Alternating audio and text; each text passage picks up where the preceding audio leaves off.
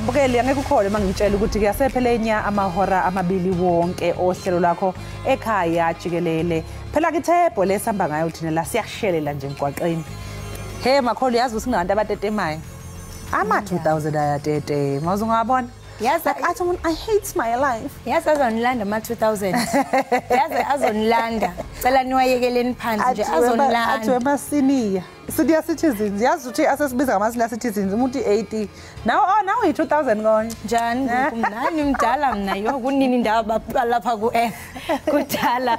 Siphinde sinibhotise sinamtshele babukeli bethu bekhaya jikelele. Kanti ngokusingena ke sizayiqola siyayiqonqotha kuyori yethu. Kodwa ke uba usandula ungena ubuphi. Kunini kaloku izinto esibaphoswe zizo. Kodwa kusaselihora. Ababanga late kakhulu. Hayi nokimbiza ngokumbukeli noko iyavuthwa ngokuqhunyiwe baswa siyakuphakela ngoku eziqhubekayo apha ekhaya naphesheya kwamalwandle. Qiniseka ke uqhusha lazi uhleli uthezava ukhulule nalo bhatyi kuba kuninzi esikuphathele kona. Isendimlo ke unonkanyezi umadlengothi mazipho mamshukuma ndishukuma nenzwakazi yapha kwamageba. Masikawule sihuqa. Ake sibheke ke mbukela ukuthi iziphi indaba ehamba phambili leli hora.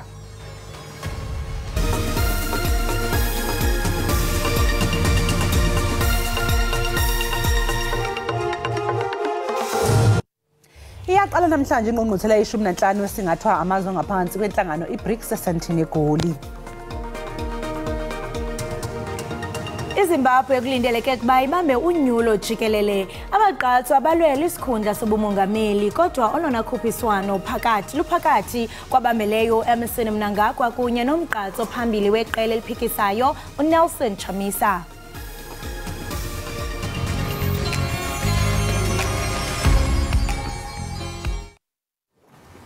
Dumelang bagaetsho ko gae nna ke nna Dr. Leborang Masekela ke nna Mrs South Africa finalist ya 2023. So ke gopela le lebelleng Ekhaya jikelele.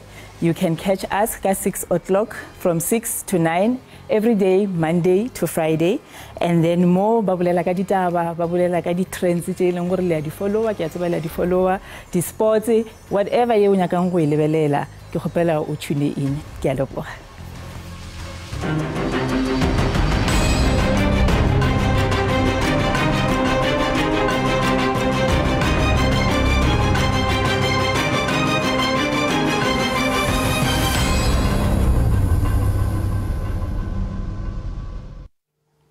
Ngomso ilizwe laseZimbabwe lizakusingatha unyulo lokunyula umongameli omtsha welalizwe. Abagaqele isikhundla ngumongameli welalizwe uEmmerson Mnangagwa noNelson Chamisa. Abantu ke banemvakalelo ezahlukeneyo ngolunyulo ingakumbi abo abaphuma eZimbabwe. Abanye bathi ke abakuzulibeka nonyawo lwabo kwelilizwe nanjengokuba besithi ababoni ukuba kuzawuba kutshintsho oluchaphazela ulawulo lwelizwe emva kolunyulo. Nangona ke abanye abantu bengafuni ukuya apho kodwa kukhona abanye abahambe bagoduka besiya kuvota kuba bekholelwa ukuba izinto ziza kutshintsha emva konyulo kwaye unolu uluntu luzawukwazi ukubonelelwa ngemfuno zalo.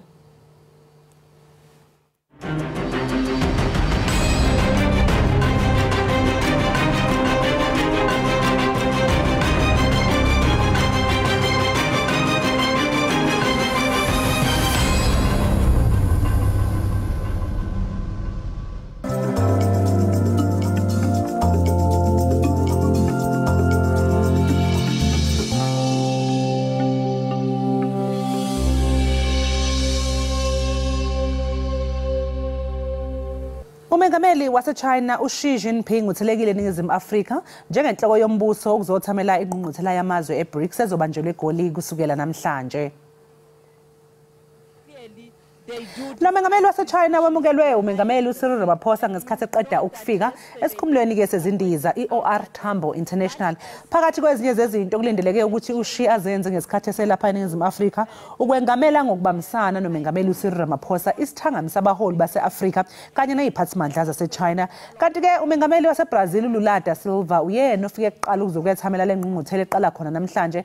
Kanti kulindeleke ukuthi undunankulu wase-India uNarendra Modi kube nguye ke ofika namhlanje ekseni. Kusenjalo umengameli waseRussia uVladimir Putin yena ke kubhekeke ukuthi abe yingxenye lengqungquthela ngohlelo lwezokuxhumana. Sisekuzo 8 thinta iBRICS ungqongqoshe wamaphoyisa uJenene uBhekicele uthi bami ngomumo uqinisekise zokuphepha njengoba iqala nje namhlanje ingqungquthela yamazwe eBRICS esentini eGoli. Amaphoyisa, amasosha kanye nabezimo eziphuthumayo sebekulungele ukuqapha isimo njengoba iqala kusasa ingqungquthela yamazwe omhlaba iBRICS. Ukhomishana wamaphoyisa kuzwelonke uthi kufanele eqinisekiswe ukuthi izivakashi ziphephile. We have brought you all together here to come and make sure that the inhabitants of this area where we are and South Africa at large are safe.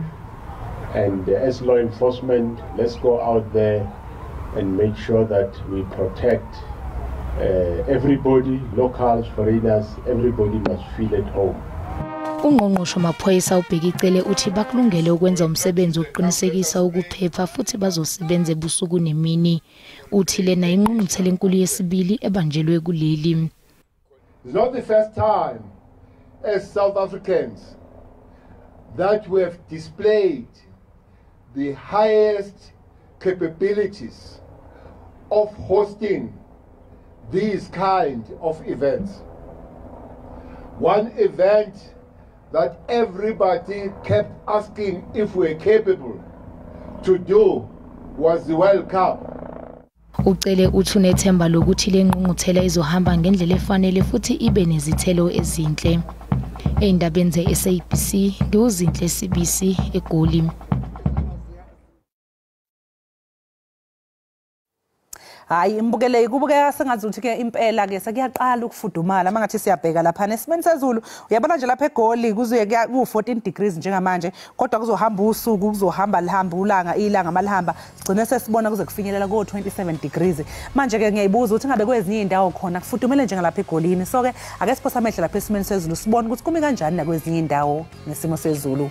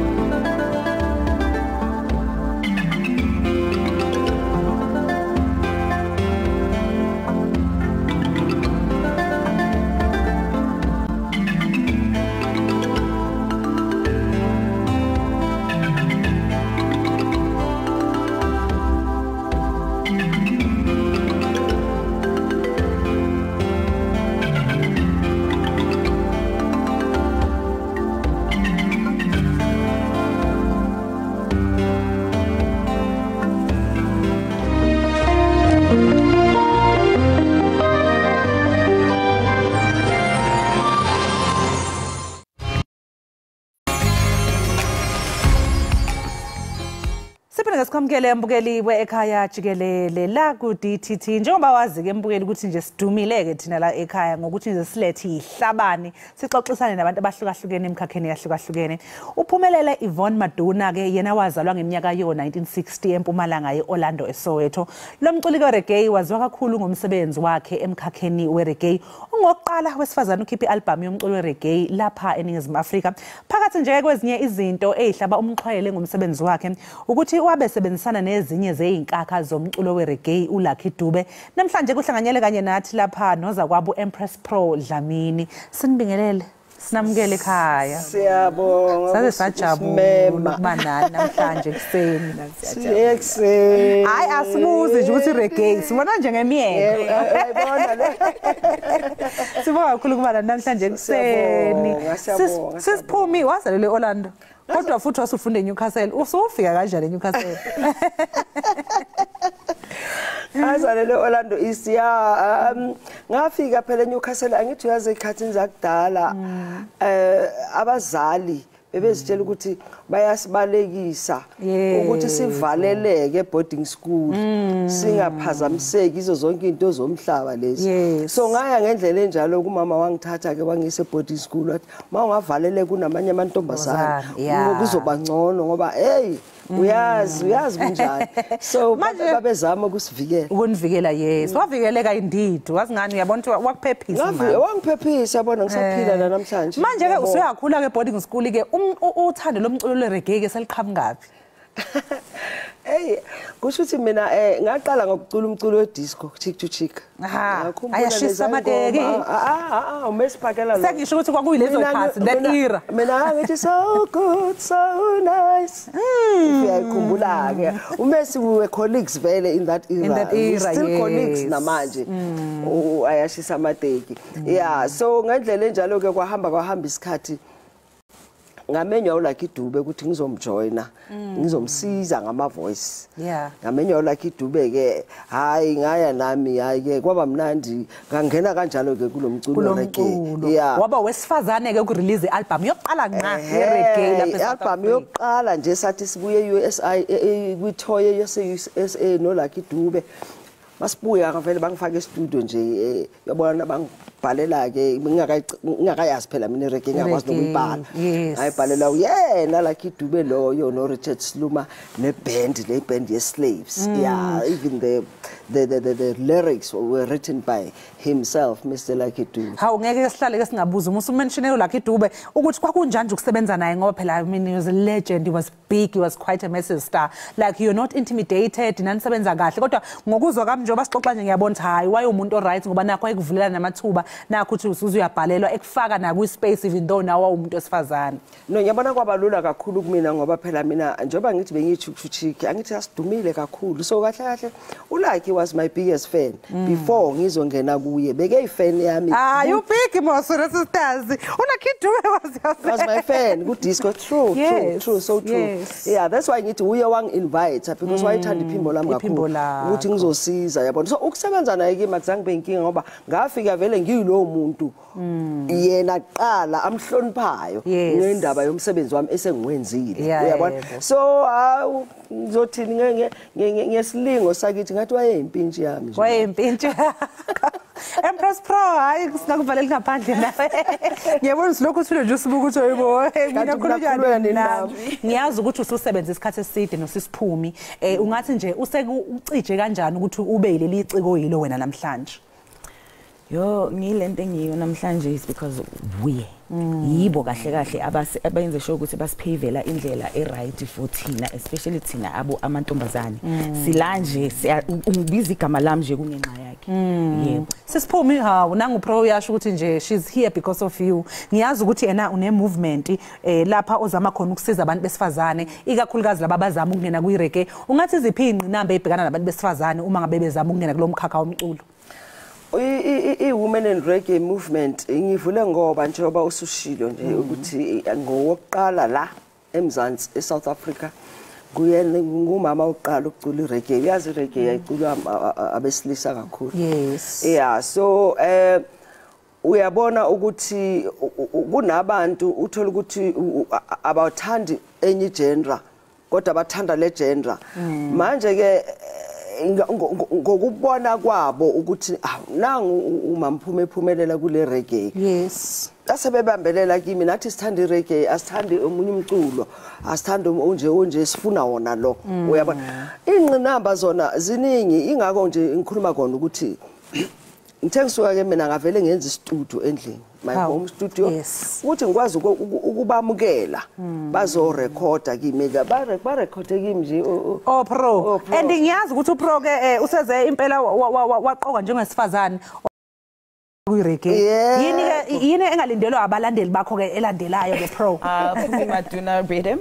Yes. And then another album. Sisazo release nje mabalinde and a full album, but after start to release le Maduna rhythm. And siyalidinga uxhaso singabafazi. Yes. Ngoba sibambe kanzima njengoba usho ukuthi ingqinamba ziningi. Siyalidinga uxhaso kuhulumeni wethu kuba nje ama entities akwazi ukuthi asize singabafazi ngoba sifuna ukulwisa yonke lento eyenzakalayo lapha o GBV o drug abuse singabafazi uyazithina masingabafazi sithanda ukulwisana nezinto ezingathi ziphambene kule community yethu. So mina nje out there ngacela ukuthi abasiyalidinga usizo lwabo ngoba ngeke sikwenze sisodwa amandla awekho. Yes. Manje ngiyazi ukuthi Sunday kunomcimbi khona. Yini igama lomcimbi kuzobe kwenzakalani? Masifuna uku-attenda nathi simenywa ubani? Senmenyiwe. Yeah. No, iyo 3rd anniversary. Angithi le women in reggae movement ngayiqala 3 years back, 2021. So it's the 3rd year. So we are celebrating the 3rd anniversary of the women in reggae. And the birthday yami ke namhlanje. Happy birthday. Yay! Happy birthday sis me. Happy birthday. Yeah, so besihlanganisa ke nayo sizenza zombili sizibhanqanisa. Celebrating my birthday because on a Tuesday, so asikwazi to celebrate on a Tuesday, so sayibeka lapha ku weekend. Yes. Yeah. So we're celebrating this women in reggae movement plus my birthday as well. Birthday as well. As the queen mother, as the mother of my kids. Yabathanda bonke nanohleli lapha no fire umani ke loya. Fire umani naye ngiyabathanda bonke abantwana bami ene baningi labantwana engibatetile plus minus 40. Oh, women in reggae. Bafikile nje bonke. Bekuzogcwala kuphithizela lapha studio.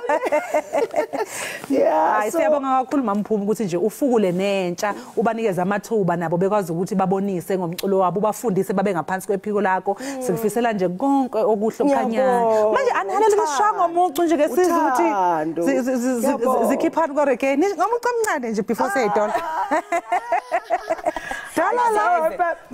mamezele bazobona Moscow launch eMaboneng. Moscow launch eMaboneng ngomgqibelo ngo Sunday 27th. Okay. Starter from 12. Mabeze bazobonwa bazothola ukudla kwendlebe lapha. And plus eMaboneng ngumnandi kunokudla kumnandi futhi kwesintu. Yeah. So uzobe hleze edla ngapha belalela umculo omnandi ka Empress. Abezimpela abezi sizobaculela ngoba ke niyangirobha kungiculela lalelani mina ngineplan umuntu ohlezi enendlela njengamanje sodlala nje ke udirector wami uzongifakela iclip lapha yana ke ngibonise nje nababukeli ukuthi yini le nidume ngayo.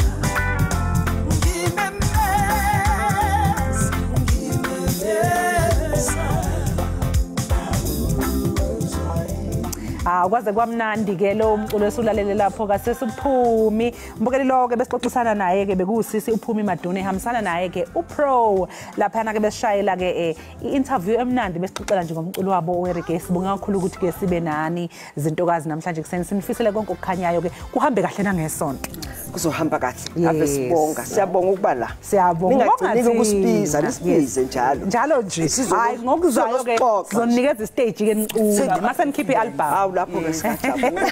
Siyabonga kakhulu. Umbukelo kwamanje ke sithi nje ke qunga sayitolo kodwa ke sizobuya sibuye nezindaba zakho oyithandayo zama trends ukuthi what's trending on X.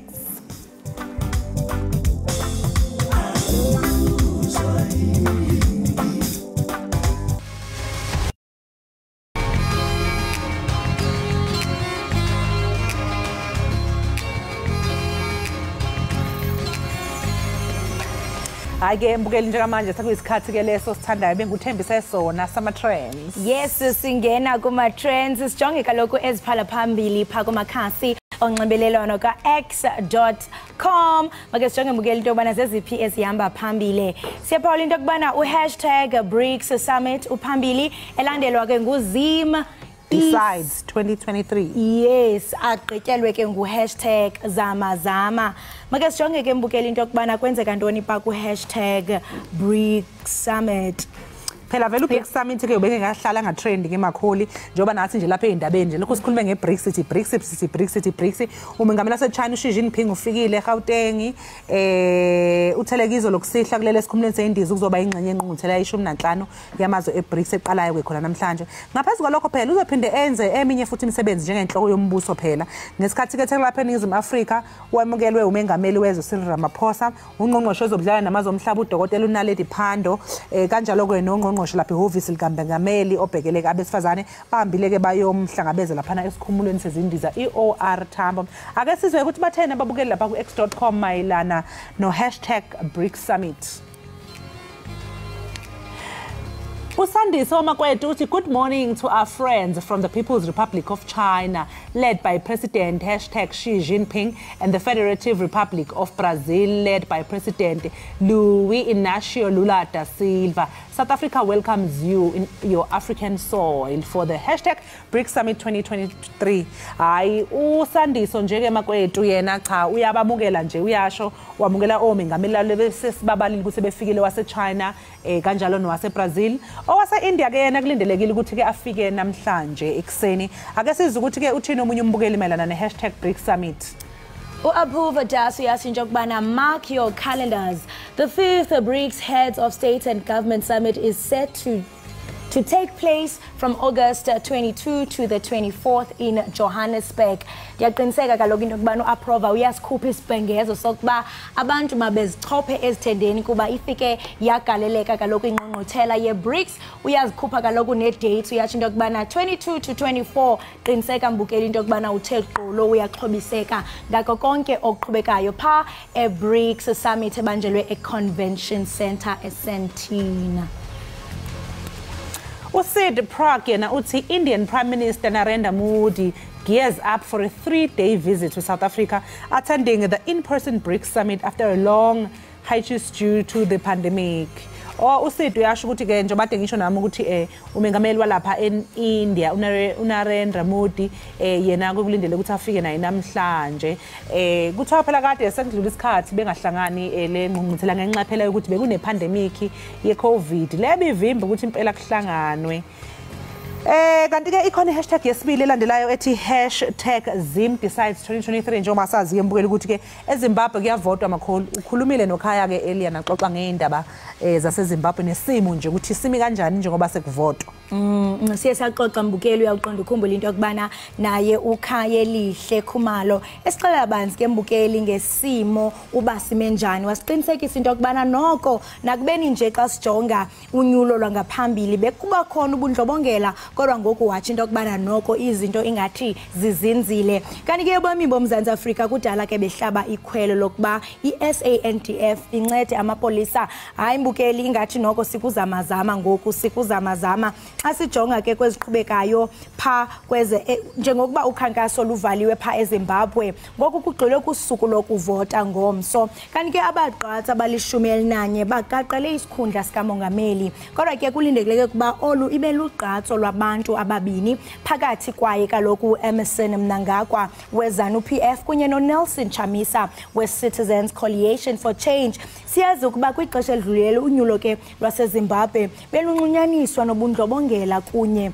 nokoyikiswa. uEmerson Mnangagwa ke unethemba lesihlandlo sesibini kurhulumente ngelixa ke yena ke uNelson Chamisa ekholelwa ukuba ixesha lokuba iinkokheli ezintsha ziqhubele ilizwe phambili. Kanti ke nithena phefumla pha kumakhasi ka-x.com ngalomba siyabona phana uRukhudzo Khahlare sithi into kubana Nelson Chamisa is up against the judiciary, CIO, state media, police bosses, etc. And he has nothing but your vote. Let's not disappoint on Wednesday. Young people, yaqiniseka phana into kubana uthetha ulwimi lwasezimu kodwa ke eyona nto ayichoyo uyaququzela ingakumbi abantu abatsha into kubana banyuse ikawusi ngomso Wednesday basukume bayovota kuba kaloku lilungelo lakho uba uvote. Masijonge ke into kubana abanye bathini wena mamtshali.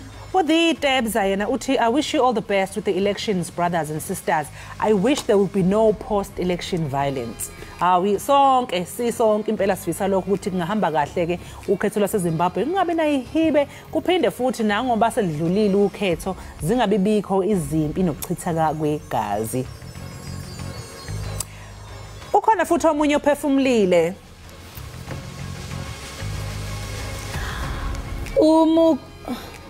Bonakali kahle mbukeli kodwa ke siyabona phana into kubana at this point even ZANU-PF was sponsored by uyabiza ke phana amagama wenkampani ezithe acinga mhlambe zisponsorishile. Uyathi into kubana please go out on Wednesday 23 August to vote. Nelson Chamisa and the Citizen Coalition for Change, big to win a big. Siyabona phana into kubana uMakomborero uyathi into kubana phambili ngaye uNelson Chamisa. Uyatsho ke lubali into kubana yena uzawuvotela bani eququzela ke nabemi basoMzantsi Afrika baseZimbabwe into kubana baye bayobeka uvoto lwabo. Kanti ke i-hashtag yethu yokugcina esiyibonayo lapha ku-x.com i-hashtag zamazama. Izakhamuzi zakuleli inkosi yami zilokhu ziqinisa nje ekutheni zifisa ukuthi kujutshwe umbutho wamasosha kuba phela abambisane namaphoyisa uqeda izenzo zobugebengu ezenziwa ilabo abamba ngokungemthetho eyimayini okuthiwa ozamazama. Ndunankulu waseGauteng uPanyaza lisufike eKholosa nawe embukeli nayo uyasaseka lesiphakamiso sokuthi kujutshwe amasosha kade ecela laphayana ethi uyacela nakumengameli ukuthi inkosi yami cela ukuthi udedele amasosha kuzakwazi ukuthi asize asebenzisane namaphoyisa kulezi indawo. Kusenjalo futhi nongqongqosho zamagugambi wayo usanda kumemezela ukuthi ke izenzo zokumbe eyimayini ngokungemthetho zilahlekisele umnetho wakuleli nemboni yezeyimayini ngesamba esicela ku 49 billion wamarandi osuluziwe just because of amazamazama nokumba ngokungemthetho. Kanti ke umkhuzo omkhulu we-SANDF uJenene Rudzani Maphanywa yena usanda kudalula ukuthi uma kungena isicelo sokuba bawofaka isenzo bazosabela kulelo khwelo okusho ukuthi ba ready balinde nje i-instruction ethi phumani ke masosha nishone khona emphakathini bo besebenza njalo. Ake sizwe ukuthi abantu baphefule bathini ku-x.com. Usembuzo wamthetho uthi Cyril Ramaphosa deployed the SANDF on patriots during a lockdown. So what's stopping him to do the same on Zamazamas who are mining illegally on our resources? Is the head of state benefiting from illegal mining? Zamazamas, who do they sell our resources to? Usambuzo kuyabuza uthi uyakhumbula yena ukuthi ke ngale siyasikhathi se-lockdown kwadedelwa amasosha kagcwala imigwaqo ebantwini nje ababekhonondela ukuthi phela ke i-lockdown befuna ukuthi cela ukuphuma nkosami bekwazi ukusebenza ngoba phela badla imbuya ngothi but kodwa mangabe sekubhekene namazamazama udaba olukhulu kangaka abantu abathreatenisha i-safety yama-citizens ase-South Africa sekuthulekile. Hayi uyayibuza ke imibuzo la ibuzayo ke khona lapha kuleya X yakhe. Ake sibone ke omunye ukuthi uphefumule wathini uMahlodi Phaka Kholosa. Uyathi into kubana they failed dismally to protect our borders, yet they think they can flush out zamazamas. The question that must be put to him is how did they get in our country in the first place in their presence? Ndiyaqiniseka nayo bana unyathela kule comment yangaphambili kule mibuzo yakhe into kubana kuvumeleka kanjani abantu abangekho semthethweni bakwazi ungena. Inikhumbuza nto lebendiyibuza nje kule veke phelileyo ndiye ndandwendele isibanye gold pha emine benibonisa into kubana ozamazama bayangena into ethi lento ishishina kwalapha ngaphakathi ngoba masebegubhile bathola lokho abakutholayo badayisela abantu. Ewe kuthi ukuthi kukhona i-companies esele zingaphandle esele zilindile into ethi ubuqhophololo abukho kude nekhaya bulapha. Sihlabela mkame sijonge into kubana abanye baphefumule basithini na. Uraf uthi, I wonder what are the functions of a South African National Defence Force. Is it not protecting borders from external attacks? Is South Africa lacks other special forces or even police to deal with internal security? I'm always shocked at SANDF being deployed inside the country. What is the police doing there? Uraf uthena ayena ke kuyamangaza ukuthi kuvele kudeploy amasosha kanti amasosha akumelanga ukuthi ngabe avikele imingcele yethu from ama attacks aphuma ngaphandle na kanti amaphoyisa unenzani kodwa uyabona mase kuyisimo esinjengalesi mfowethu uRaf siyazama ukuthi sihlanganise izandla sibone ukuthi singaphuma nani impela amaphoyisa nawo amasosha konke nje okungathi kusivikele njengabantu baseNingizimu Afrika. I think at this point isesingajabulela noma iluphi ke usizo. Ayike mubukeli ke sibamba lapho ke ezama trends njengamanje okwamanje nje kufanele sikwenze ukuthi sishwe ngapha ngaseyitshela sekhokha izikweletu kodwa siyabuya emva komzuzwana.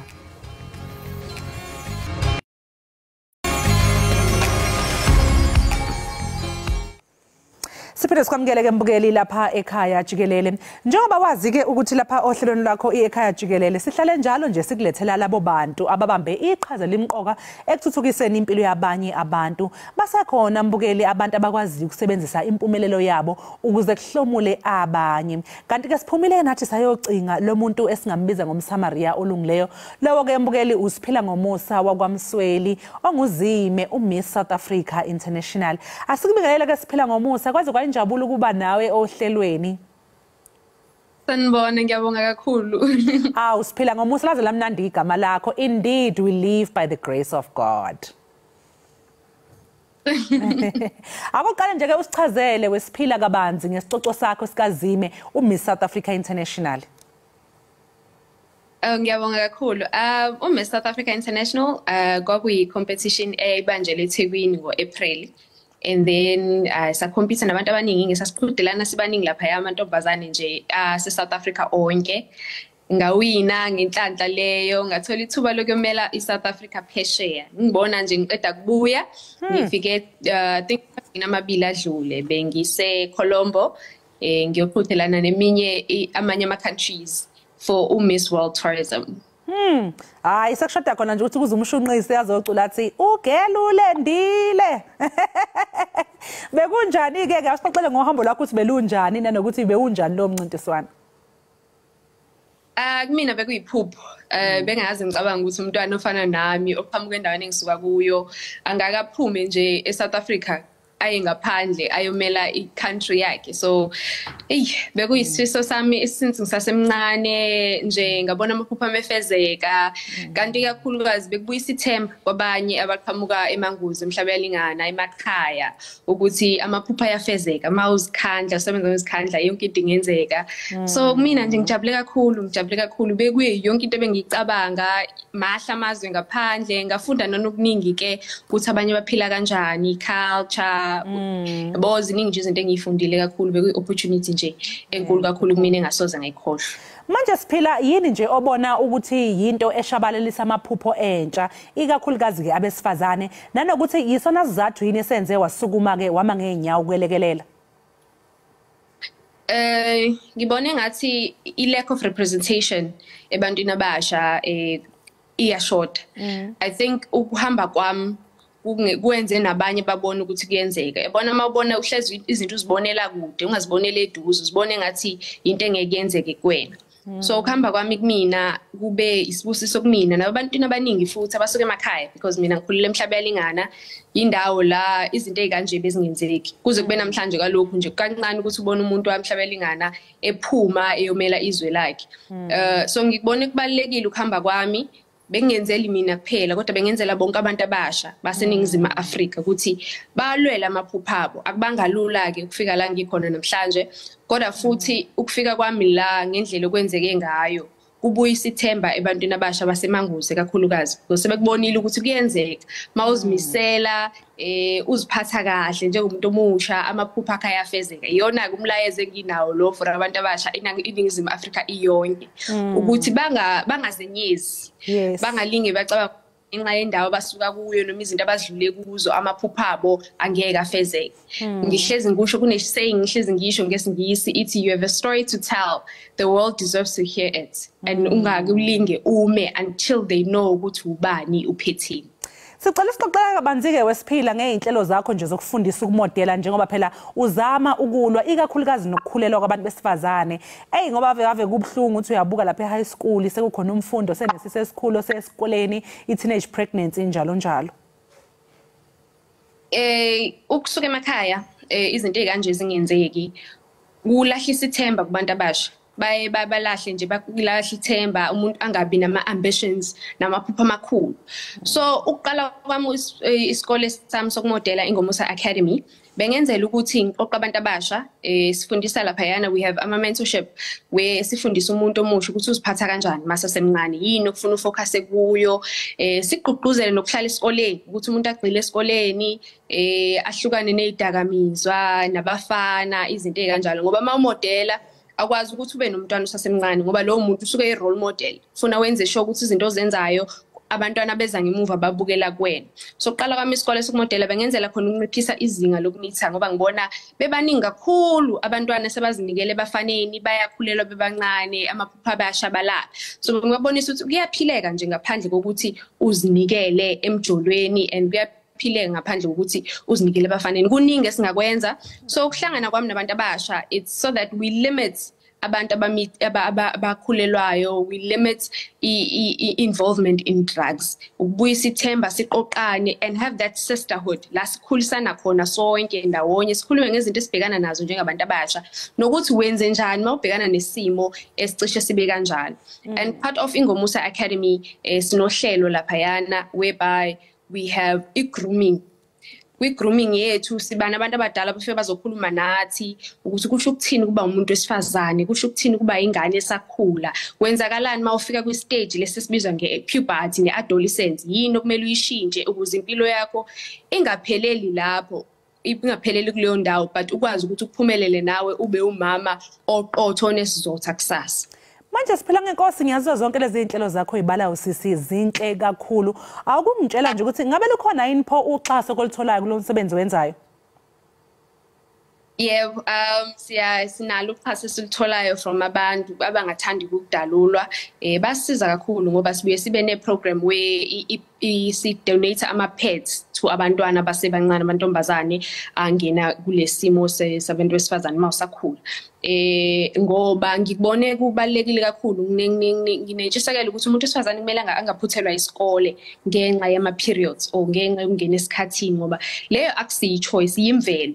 Kubuhlungu ke ukubona ukuthi kunabantwana namanje abangakhona ukuzithola lezo zinsiza or ama-sanitary pads. Ingakho ke kubalekile ukuthi sibe nama-donors. Ingakho futhi yonke indawo la ngihamba khona ngicela ukuthi makukhona abantu abakwazi usixhasa, especially thina sisuke emakhaya ngoba izinto ezikanjalo asinazo, and isimo la sempilo sinzima kakhulu. Abazali abaningi bethu abasebenzi, abakwazi uku-afforda, and unfortunately ukungena kuma-periods or having that time of the month akusiyi choice, yinto eyenzakalayo, uyathanda uthanda izokwenzeka.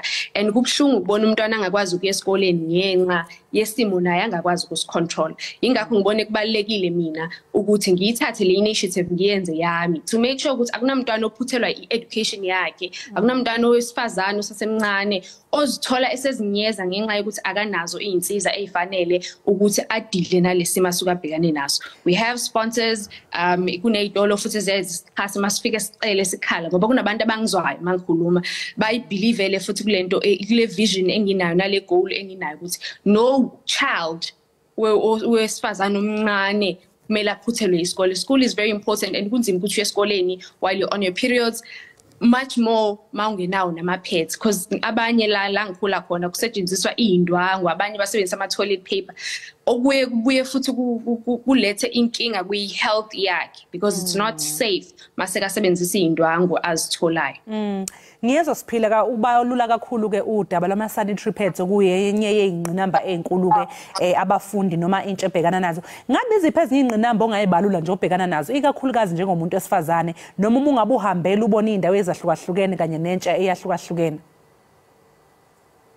Hey, kuningi esibhekana nakho nje abantu besifazane sisakhula peer pressure, bullying, yona ke ne period poverty, which is a big issue in South Africa, ne teenage pregnancy nayo sibhekane nayo. But the most important thing is having ama solutions kulezo zinkinga esibhekane nazo, and that is what Ngomusa Academy is about, or that is what I am about, because ngifuna ukuba usizo. I've always known ngangihlezi nginothando kusukela ngisemncane lokusiza abantu, and I've always known ukuthi wonke umuntu uze emhlabeni ngesizathu, and esami ukuthi ngibe yileyo ray of sunshine, ngibe yilelo themba kulabo sebelahla ithemba. Kuyisifiso sami ukuthi le initiative enginayo iqhube ingagcini kuphela emhlabeni ngani, but iSouth Africa iyonke, because ukuba umuntu esifazane osasemncane uyayidinga leyo support system ukuze ukwazi ukuthi get groomed into that leader that you want to be. But when you don't get chances, we're not having enough chances ukuthi sizibonakalise ama capabilities wethu, ama strengths wethu, and our voices ukuthi azwakale nje emphakathini. So for me, playing a part is like a reminder to everyone ukuthi angaziseli shots, you know. We deserve to stand, we deserve to be heard, we deserve to be seen. And ngifuna ukuthi ngibe isikhumbuzo wonke umuntu omusha okhona eSouth Africa ukuthi akunandaba ukuthi ukuphi, akunandaba ukuthi unani, qala la ukhona namhlanje to make a change emhlabeni, because you may never know about ikusasa likuphathele. Nami ngayiqala lento incane, but manje isinkulu isiyakhula kwi-KZN yonke, and kuyisifiso sami ukuthi wonke umuntu okhona ngaphansi kwe-South Africa agcine senaye ezithola iy'nsiza zakhe to go forward nge-life yakhe, because it is very important ukuthi we hold together. Sisterhood is very important. Growing up, especially as teenagers, because ziningi izinto esibhekana nazo ezinye asikwazi nokuyikhuluma nabazali kuyakuthi inkinga yakho onayo. So when you have sisters abalingana nawe, it's easy to tackle lezo zinkinga lezo ke nibhekana nazo nonke ndawonye nisizane ukuqhubekela phambili. Okay ke siphila uma ngabe ke mhlawumbe kukhona ke abantu abafuna usizo nje noma kuba ingxenye ke yale sisterhood le okhuluma ngayo, ungabe utholakala kanjani? So we do have a Facebook page. At Facebook, it's Ngomusa Foundation. We're also there on Instagram, Ngomusa Foundation and Academy. Or umuntu angasibhalela kwi-email, it's info@ngomusafoundation.org. info@ngomusafoundation.org, and then singakwazi ukuthi sixhumane ke and create that channel of communication. And if ukhona umuntu othanda ukulula isandla, singa appreciate kakhulu. Sanitary pads are very important, stationery as well, because siyasize nomatriculation obhalayo ukuthi bangakhathazeki ngamapeni and focus on just studying. So we provide that as well, sanitary pads, we provide pens, pencils, rulers, exam pads. So makhona umuntu othanda ukusinikelela ngalokho singakujabulela kakhulu, or vouchers. I'm also there on social media, Quiz Msweli on Facebook, and on Instagram and Twitter, it's Phila Ngomusa Msweli. Siyabonga ngentokazi bakithi, sikufisele konke okukhanyayo okuhle, ave umuhle umsebenzi owenzayo, engathi ungaqhubekela phambili uqhubeka ushintshe impilo yabantu abaningi kakhulukazi intsha. Uyabona nje sengivulile ke Instagram ngoba phela mina ngiyashesha ngila. Sengivulile Ngomusa_foundation ngayifollowa, sengiyachecka ngiyabona lapha yana ukuthi khona lapha enihambisa khona ukudla kogogo abadala lapha na endaweni. Cha muhle sisi umsebenzi enwenzayo, niqhubekele nje phambili. Ngiyabonga kakhulu siswami, ngiyabonga. Ube nosuku oluhle, beautiful, uhlale nje ushayina umuhle unjalo. Lewo ke mbukeli bekusiphila ngomusa wakwaMsweli le kwaMhlaba yalingana kwaZulu Natal. Okwaba nje ke mbukele ke sindike equke siphose iso sibone ukuthi ngabe kusafudumeleni lapha ngaphandle.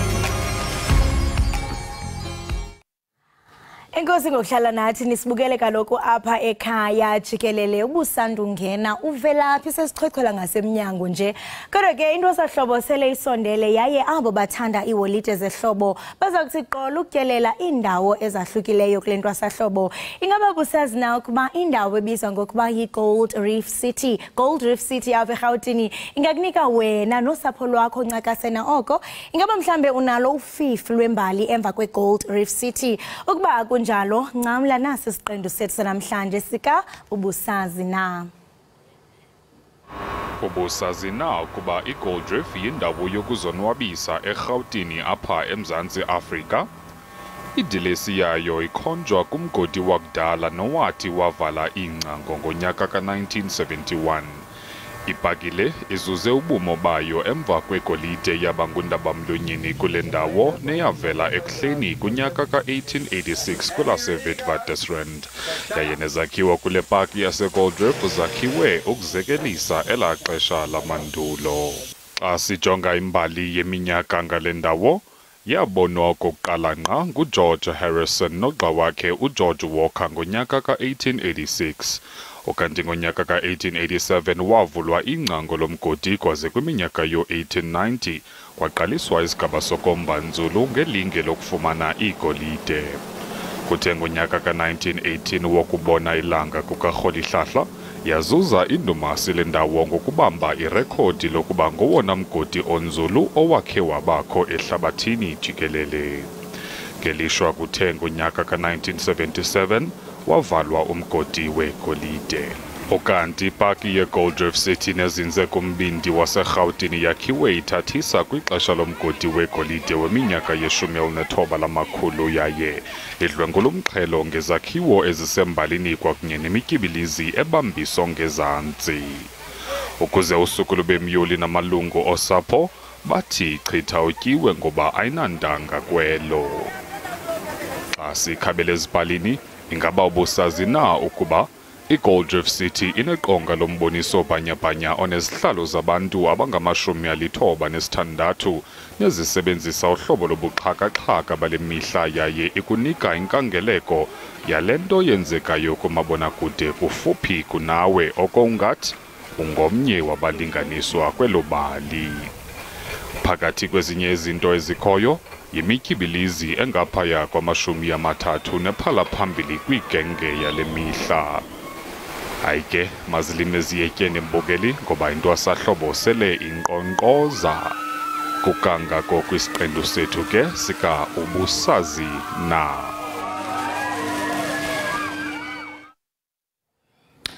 Ayikubukeka kumnandi lapha eGold Reef Makholi. Wakwaye? Yo. Ngiyeza kuthiwa kunegame okuthiwa iTerra ngazo bani. Ndangena kuyo ngqosana ndandihamba nosapho lwam. Jonga umama ndandimbambe so. Usuthi sibendenzani yabona xa seyehla ithi uvela ungazazi noba inhloko iphi kwenzeka ntoni but sentsho kumnandi mani udedela igazi. Yes, kumnandi. Udedela igazi, udedela inhliziyo, udedela umoya. Uyazi sometimes ebomini ufike ungabukubo serious. Udlale le midlalo uzozibona. Ingane abejabula mayiseGold Reef ziyancuma. So nawe nje mbukeli lapho uma ngabe useduze useGold Reef City awazi ukuthi ungaphuma uyoncebelekapi hayi enye indawo kungayibheka leziyana ezimnandi kakhulu especially for abantwana ukuthi badlale khona. Hawu bakwethu cha sesifike ekupheleni kohlelo lwethu ke bese niphathelele lona namhlanje ekseni ekhaya Jikelele kodwa siyathembisa ukuthi nakusasa siyabuya ngesikhathi esifanayo. Nakusasa nangalamini kodwa koqhuma iFriday. Hawu kodwa singaba intoni ngaphandle kweteam yethu. Hawu masibulele iqhiza le ekhaya Jikelele sinjenje kungenxa yabo nawe mbukeli singakulibali kaloku into kubana uhlelo uthe qolo uvuka nathi kusasa umuntu abe nenhliziyo okanye abe nosuku olufana nenhliziyo nomoya wakhe. Sinthanda ngothando luka love. Nisale kahle.